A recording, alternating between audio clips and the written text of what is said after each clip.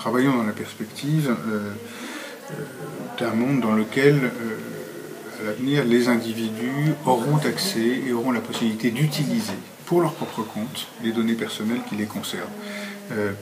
Et donc on serait dans une perspective dans laquelle une entreprise ou une administration, quand elle a une donnée sur moi, je l'ai aussi. Ça ne veut pas dire qu'elle ne l'a pas, ça veut dire que nous l'avons l'un et l'autre, et que l'un et l'autre, nous pouvons en faire des choses. Ça va inclure évidemment des données en termes de formation, en termes d'expérience professionnelle, en termes de réalisation, et puis aussi en termes de vie quotidienne, d'administration, de santé, de consommation, de finances, etc. Et derrière ça, évidemment, des possibilités pour qu'émergent des formes des types de services, des applications qui permettront aux individus d'en tirer du sens pour eux-mêmes ou dans des contextes plus collectifs.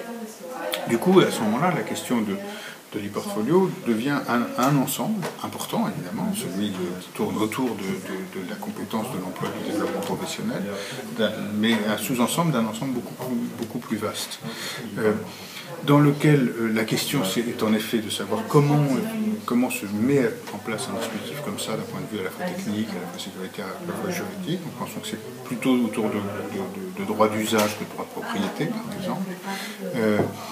Et dans lequel doivent se mettre en place toute une série d'infrastructures et de standards qui ne sont vraisemblablement pas des grandes infrastructures unifiées d'identité. Ça, je ne crois pas tellement. Je pense qu'il y aura besoin de plusieurs dispositifs d'identification. Ils seront multiples, ils se fédéreront, ils seront concurrents, c'est pas très grave.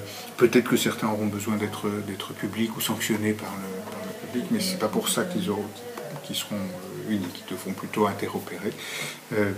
Mais l'enjeu, c'est plutôt de se dire comment est-ce que, autour du sujet de l'emploi, nous contribuons à faire émerger ce monde dans lequel les données qui sont, comme on le dit aujourd'hui, souvent l'or noir, l'actif central de l'économie du XXIe siècle, sont cet or noir et cet actif central pour les individus aussi.